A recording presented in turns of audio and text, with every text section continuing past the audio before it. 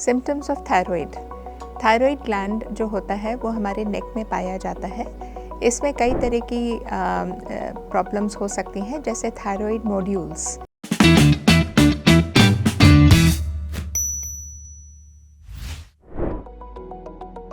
Thyroid nodules में क्या होता है कि हमें एक बल्ज दिखता है हमारे नेक के एरिया में, और उसके अलावा हमें डिफ़िकल्टी होती है सॉलो करने में, या हमें डिफ़िकल्टी होती है कई बारी होर्सनेस ऑफ वॉइस भी हमारी हो सकती है।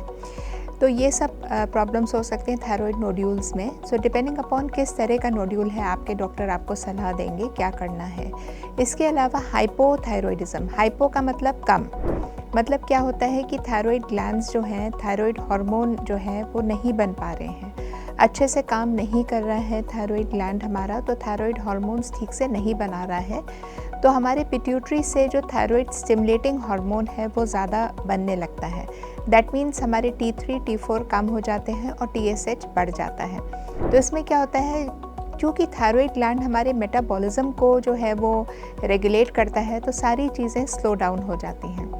जैसे हमारी हार्ट रेट स्लो डाउन हो गई तो हमें स्लो हार्ट रेट हो गया, हमारी गट स्लो डाउन हो गई तो हमें कॉन्स्टिपेशन हो गया, हमारी स्किन जो है वो ड्राई हो गई, हमारे हेयर रफ हो गए, हमारे बाल गिरने लग गए, हमारे outer third of the eyebrows गिरने लग गई। इस तरह से जो प्रॉब्लम्स हैं वो हाइपोथायरॉयडिज्म में देखे जा सकते हैं, और चूँकि हमारा मेटाबॉलिज्म पुअर है इसलिए हमारा वेट गेन होता है। Next is hyper thyroidism. Hyper में क्या है कि जैसा नेम इंडिकेट कर रहा है, हाइपर मीन्स हाइपर, कोई भी चीज़ अगर थायराइड ग्लैंड जो है वो हाइपर T3 T4 बहुत ज़्यादा बना रहा है, तो TSH जो है, जो पिट्यूटरी से निकल रहा है, वो उसको बोल रहा है कि भाई तुम बहुत ज़्यादा काम कर रहे हो, तो कम मात्रा में TSH निकलेगा। दैट मीन्स T3 T4 बढ़ गया और TSH कम हो गया। तो इसमें क्या है, मेटाबॉलिज्म हमारी बॉडी का बहुत बढ़ जाएगा, जैसे सब चीज़ फास्ट चलने लगेगी, जैसे डायरिया होने लगेगा, हमारी स्वेटिंग होने लगेगी स्किन में से, हमारी इरिटेबिलिटी होने लगेगी, हमारी फास्ट हार्ट रेट हो जाएगी, हमारा वेट लॉस होने लगेगा, हमें नींद नहीं आएगी। तो इस तरह के सिम्टम्स जो हैं हाइपर थायरॉयडिज्म में देखे जा सकते हैं। बहुत एडवांस स्टेजेस में आपको आँखों में चेंजेस भी देखे जा सकते हैं, नेक में चेंजेस भी देखे जा सकते हैं, पर ये आपके डॉक्टर आपको बताएंगे। इसके अलावा जो है वो हम देखते हैं कि थायरॉइडाइटिस हो सकती है, जिसको हम कहते हैं स्वेलिंग या इन्फ्लेमेशन थायराइड ग्लैंड में। तो डिपेंडिंग अपॉन कौन सा स्टेज है उसके हिसाब से आपके सिम्टम्स आएंगे, जो आपके डॉक्टर की सलाह पे आपको पता लगेंगे। इसके अलावा बहुत इम्पॉर्टेंट है कि आप जो है वो प्रॉपर अपनी डाइट लें, जिसमें आयोडीन की मात्रा अच्छी खासी हो, क्योंकि आयोडीन जो है वो बहुत ज़रूरी है हमारे थायराइड ग्लैंड को ठीक से वर्क करवाने के लिए।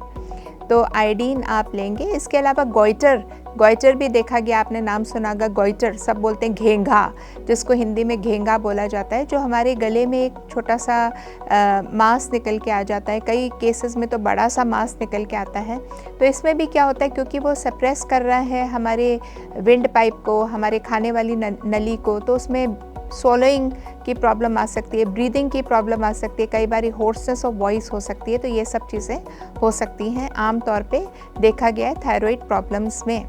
तो इसका बहुत इम्पॉर्टेंट है कि आप अपने ब्लड टेस्ट जो हैं T3 T4 TSH, कई बार देखा गया है कि कुछ ड्रग्स जो होते हैं, कुछ दवाइयाँ जो हैं, जो आप अपने साइकेट्रिस्ट की मदद से ले रहे हैं, उनमें भी T3 T4 TSH, या कुछ हार्ट रिलेटेड कंडीशंस हैं जैसे इम्यूडोरोन, उसमें भी T3 T4 TSH में अबनॉर्मलिटी पाई जा सकती है।